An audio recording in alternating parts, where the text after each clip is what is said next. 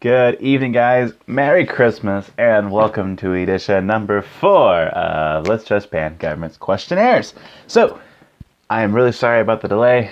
As all you know, work in retail, especially working at a tech store like Best Buy, it is like hectic to be able to get so many free time at all to do much of like anything nowadays. Regards questionnaires, videos, all this good stuff. So, tonight, on Christmas Eve, as my grandparents are sleeping and Santa Claus makes his way across the entire magical land, I am going to do this questionnaire and hopefully get here before he comes and gives us coal and all that good stuff. So, start off this video, because it consists of a couple parts here. Questionnaire, obviously. I told you guys I was going to do like a best question and do my sub kind of thing already, and it was kind of a... not many people really cared about that, so it's going to be something that kind of goes underneath the rug real fast there, but I'll do it anyways. And I will address the very, very last scams probably of the immigration debate that we've been having recently, because the point's been made. It's really not a difference in what someone says a fact and the other one says they're facts. It's more just a difference on where we stand on principles and our own views. So it's not really something I can teach you or he can teach you. Otherwise, it's going to be something that you have to come to terms on your own. So with that, let's get started here. And hopefully I can make another video here, hopefully next week. That might be a lot better than this guy, because this is going to probably be a crappy video, just letting you know. Okay, starting off. The first question I was asked on my questionnaire was, should Han Solo pull it out not to impregnate Princess Leia? Great question to start off with, but okay. No, he should not have pulled it off, because then you would have no set of movies to start off with, and I am a Star Wars fan, so I gotta have those movies, man. You can't just take that away from me, so no, he should not have. Logical Fallacies asked me, least favorite iFunny profile, and why? Now, this is gonna be a good one. So, I have several profiles on iFunny I think that are rather annoying and are really idiotic, but there's always one that sticks out for me, just one, that I always like to get on her nerves, and I think she likes to get on mine, but I have tried to be a little bit more respectful, but I've realized I'm a little bit of a jerk sometimes, come across that way in the comment section on iFunny. But that would be Pink Ninja Caddy. I don't hate her profile, but it just gives me one of those like internal eye-rolling things every time I see her comment, because as a Christian, it's one of those things where I can see from an evolutionist viewpoint and say, I understand where you're coming on that point of view, but I see it this way. I don't feel like a lot of you guys are able to do that the other direction, though. I feel like you're so set in the evolution way that you look at a Christian's worldview and you don't even accept it as anything at all. You just deny it instantly, and I feel like she does it a lot. And that's what a lot of the arguments I have with that is just like, well, no, he's not technically wrong, or I'm not technically wrong, and you're just not viewing it the way I view it. You're viewing it through your set of lens, which makes you interpret as wrong. And it's just like this entire debacle. Not to mention, she always complains that people would harass her or accuse her of doing things or insult her and all this good stuff. And then, of course, there's no red flag thrown when she does it to other people. It's kind of hypocritical there.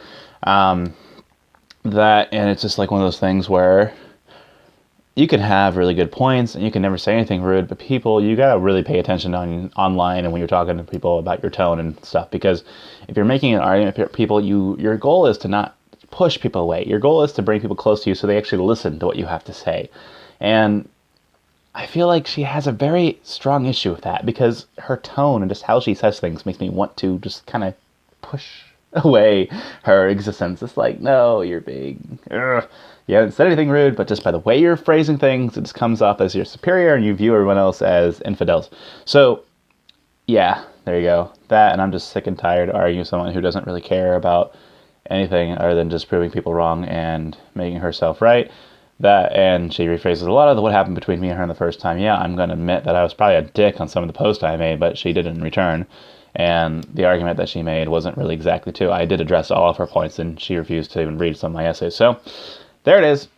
PNC, Pink Ninja Caddy. If I could get rid of one profile, that'd be it. Master Long Done CFL said, should we supersize Congress? Is 435 members too much, too little, or just right? Can a change in the number cause people to be better represented in Washington?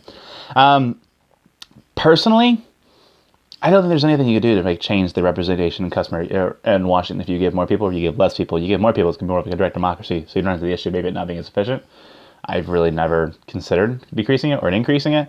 Personally, I want to get less politicians, because I'd rather have it so that they're not being paid as much, and we don't have that much going into the debt. Because like politicians in Washington, D.C. have a huge salary that we have to pay for every year. Huge. So get rid of most of that and get rid of all of them. But no, I don't think we should increase it. I don't care, really. I mean, if they passed a bill to do something like that, I'd probably look at it and say, well, that makes sense. I'll go this way. But I don't care. Farewell to Kings asked me, favorite words. Favorite rifle, favorite handgun, and favorite shotgun. So I am not a gun person, but I don't have a favorite rifle at all. I don't even know the kinds of rifles to be able to tell you. I've never really shot them. Favorite handgun. I'm actually looking into getting one here when I turn 21. So I've been looking at some of the Smith & Wesson's Shield, Smith & Wesson M&P. I'm leaning more towards the Shield though, because it's a more full-size gun of me in my big hands. It fits a lot nicer. I hate it when my pinky goes underneath the grip. But yeah, for a concealed carry, I've been looking at some of those there. So I kind of like those guns a lot. Favorite shotgun, always going to really buy it back to my standard 12 gauge I have, which is in the closet right over there that I carry. I don't even know what kind it is. That shows you how much I care. I just don't. The standard ones I used to go hunting with all the time. That's the kind of stuff. Yeah. So, Flat Tax Capitalist asked me if I'm a console or PC. If console, which one? Also, do you have a girlfriend? And what are your views on illegal immigration? So, console versus PC. If I had all the money in the world, I'd be a PC player every single day of the week. And there is no argument there. You really can't argue PC versus console, because PC, you can design and build your own entire gaming center, where the console, you're just stuck with the crap they give you. You can get 3 times better stuff through a console. If you think about it this way. This one example. The millisecond response time in your eye is about 1.6 milliseconds, which is how fast you react to things that you see them. Most gaming consoles and TVs are 9 milliseconds, 5, I believe, if you get a good one. And computers, you can get monitors that have a 1 millisecond response time. That's a really good gaming PC, and you can get $1,000 PCs and all this good stuff. You play on a computer, it's like the prime. It's you can't beat that. It's good. If you're a gamer, that's good shit to have. Console, however, I do have a friend who lives in Lima, where I used to grow up. He suffers from brittle bone disease, osteoporosis, so he can't get out a whole lot, and he's kind of stuck inside. So I own a console so that when I'm free most nights of the week, I can get online and play with him. And I have a PS4 and a PS3 because that's what he has. So I do like Sony a lot more than Xbox and Microsoft. That's my personal opinion. And also, I don't like the company as much as a whole, but there you are. Do I have a girlfriend? Not technically. I'm talking to a little to the right, Haley, right now. I'm still kind of single in a sense, though. I don't really have anybody, so hey, hit me up. And it says, what are your views on illegal immigration? This is your first video you've been watching, isn't it? It's the last 3. We've done all that. I've covered that extensively. So I think immigration is a great thing. Illegal immigration is really the only answer to immigration when we have a welfare system. We don't want to bog down that welfare system, but I think all immigration should be legal immigration and not have any restrictions on that at all. So you can't physically deport everybody like Donald Trump wants to. It's ridiculous. You wouldn't be able to do that. And a lot of people here are not here to cause crime. They're here to actually just work and make themselves better off. So it's ridiculous. Amnesty. I can see people's point of saying, oh, we should give them amnesty because they broke the law. But it's one of those things where the law shouldn't have existed in the first place because it was unjustified. So let them break the law. It's stupid for us to have that law. Kyle DV asked me, what economic ideology are you? Just like everything else in my life, I'm a little bit of a hypocrite, so I bounce back and forth between ideas. I really can't stay on anything set. I don't know. I'm libertarian to max, maybe a mini anarchist, and then I have the little views of capitalism where it makes sense. And it's just I'm that bubble between bridges there.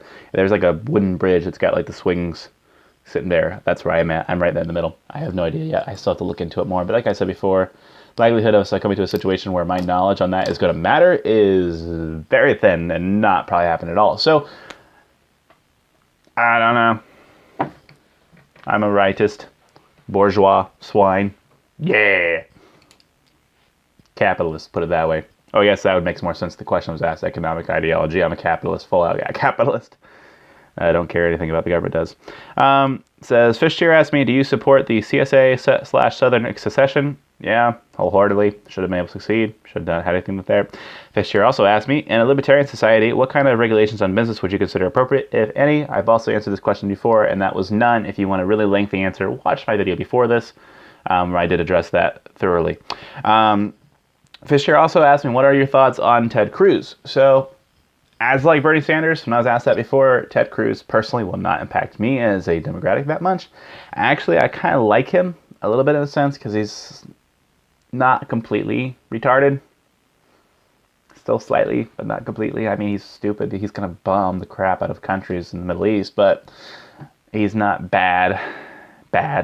He's kind of that. And if you look at records of presidents when it comes to like dictatorial or degrees in colleges and everything like that, he's like baller.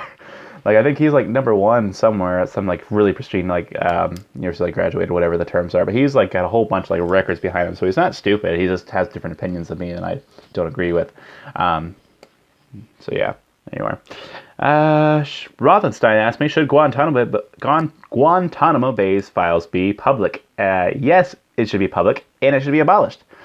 Well, part of the Eighth Amendment of the bill, or not the Eighth Amendment, the Eighth Amendment of the Bill of Rights, do people not understand, where we should not have torture?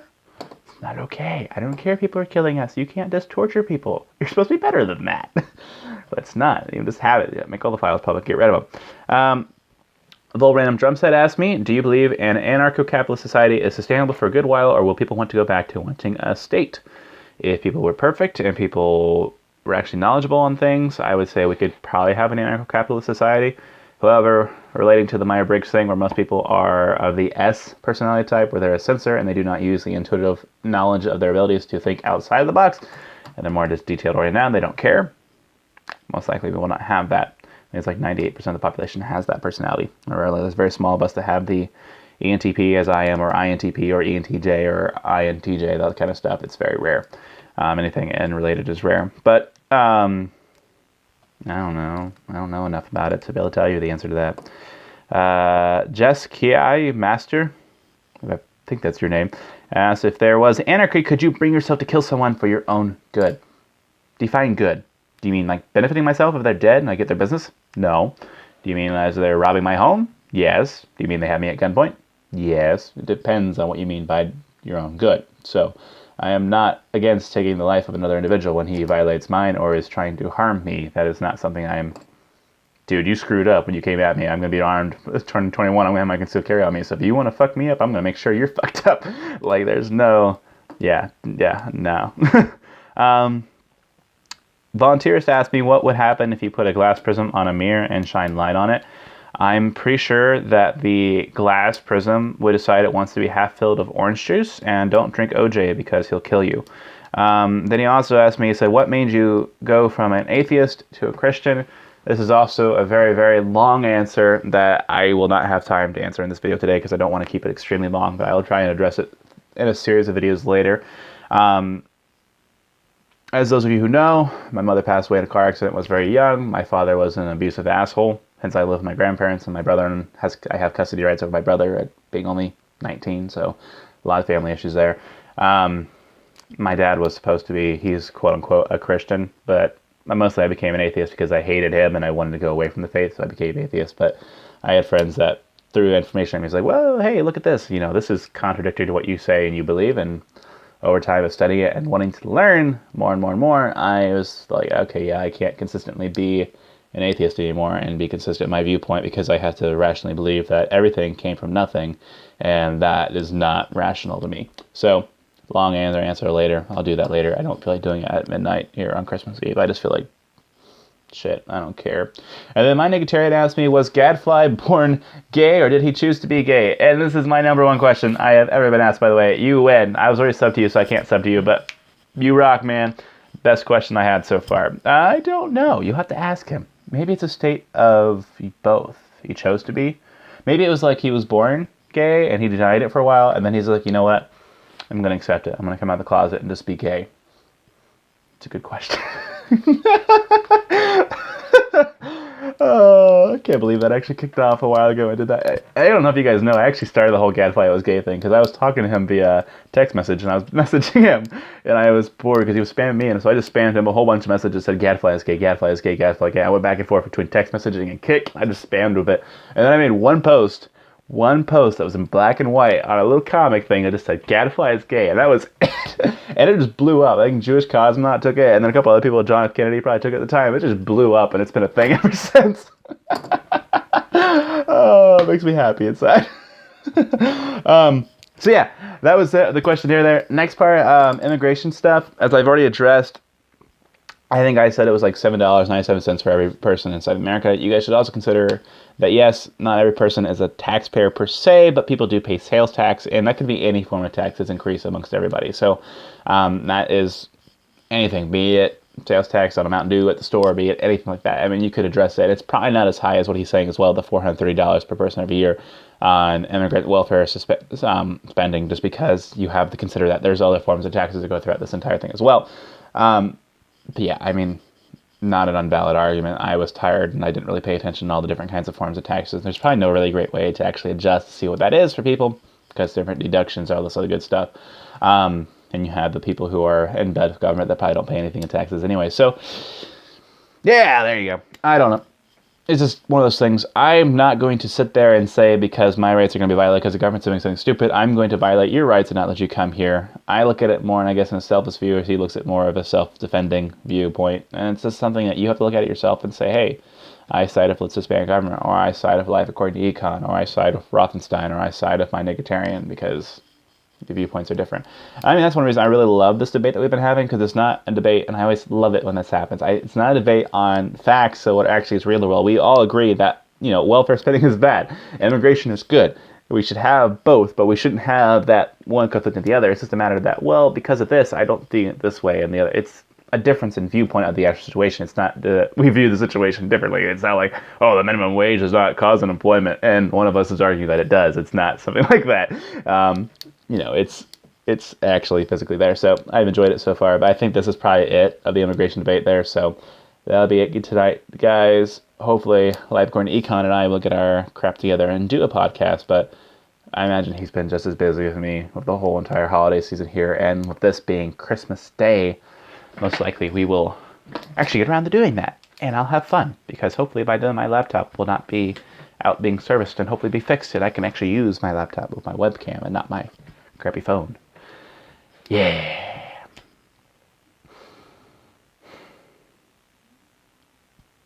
That's all I have to say. I don't think I have anything else to say. Live long, prosper, let the force be with you. Yeah. So that's that for you. I'm trying to think of something else. I feel like there's something else I'm supposed to tell you guys. I don't remember what it was.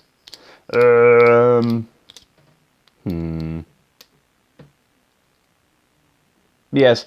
One thing I'd also like to address to you guys. This is off topic and a little bit kind of on random there, but when you are making arguments with people, like I said, watch your tone.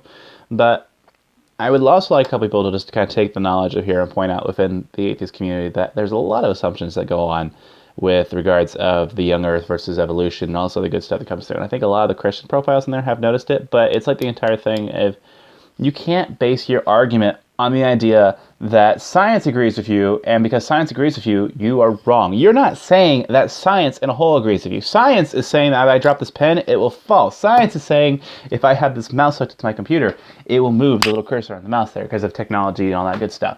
Science is that idea. Christians do not, as a whole, deny that a pen will write ink, that mouse will move things on a computer. What they're saying is more of a historical science thing. And often in cases, when you argue this thing, guys, you don't ever bring up actual points. You're just like, well, these fossils were here for millions of years, and then you instantly just assume that. And it's like, you don't know that truly. Give me sources and things that support that idea first, and then we can talk about it more in depth there. It's stupid. It's one of my biggest pet peeves of this entire app, is you are not arguing that science is against me. You are arguing that your view of historical science is against me. And historical science cannot be proven in any sense. Were you there? No, you weren't there. No one was everybody else. You can have hypotheses about it, and you can kind of estimate things about it, but you do not truly know anything about it. It's impossible to truly know something about it. You can have really, really strong evidence for it, but as we know about everything else in the world, science only disproves things. It does not prove shit. It can only disprove something, which is something I learned a long time ago from my professors at college. It was a very good point at first, too. It's like science can disprove anything in the world. It could disprove the idea that there's a giant man who's having this magnetic stuff that's making gravity pull everything together. It can disprove that. It can disprove that gravity or that pens or whatever, I don't know, there's other things. It can disprove stuff. It cannot prove anything, though. And so that just drives me nuts when you guys try to go out doing that. That's my biggest pet peeve, and I want to rant about that a little bit. But yeah, there you are. So long, suckers. Merry Marxmas to all you bourgeois swines and poultry, or the poultry, or whatever they pronounce it. I'm terrible at French. Merry Christmas to all, and to all a good night. I really need to make these early in the day. I'm so tired. Good night, guys.